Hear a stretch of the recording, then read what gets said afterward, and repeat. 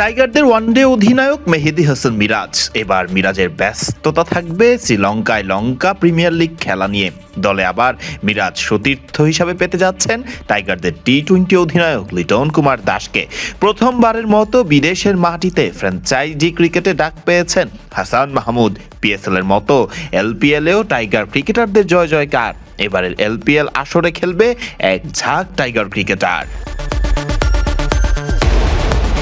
শুরুতেই আসা যাক মেহেদী হাসান মিরাজের কথায়। মিরাজের অধিনায়কত্ব থাকা অবস্থায় বেশ ফুরফুরে অবস্থায় আছে বাংলাদেশ ওয়ানডে ক্রিকেট দল। একে একে মাঠের ক্রিকেটে সিরিজ জিতে নিয়েছে বাংলাদেশ।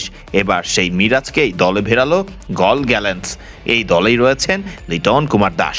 লিটন সরাসরি চুক্তিতে দল পেলেও মিরাজকে প্লেয়ার্স ড্রাফটের মাধ্যমে 15তম রাউন্ডে দলে ভেড়ায় গল গ্যালেন্স। মিরাজ খেলবেন এলপিএলে $20,000 মূল্যে, বাংলাদেশি মুদ্রার হিসেবে যা দাঁড়াবে প্রায় 25 লক্ষ টাকার কাছাকাছি। মেহেদী হাসান মিরাজের পিএসএল এর লাহোর কালান্দার্সের হয়ে ডাক পাওয়ার অভিজ্ঞতা থাকলেও প্রথমবারের মতো বিদেশের মাটিতে খেলবেন হাসান মাহমুদ। হাসান মাহমুদ এবার মাঠ মাতাবেন এলপিএল এর দল কলম্বো ক্যাপসের জার্সি গায়ে জড়িয়ে। মিরাজের মতোই তো 15তম রাউন্ডে হাসান মাহমুদকে দলে টেনে নেয় কলম্বো।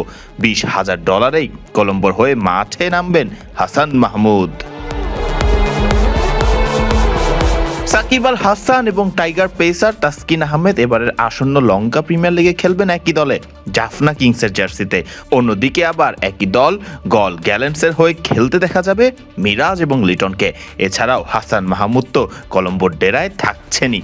সব মিলিয়ে এবারে লঙ্কা প্রিমিয়ার লিগেও টাইগার ক্রিকেটারদের দেখতে পারবেন দেশের ক্রিকেট ভক্তরা। ফরদিন রহমান সকাল, বিডি ক্রিক টাইম।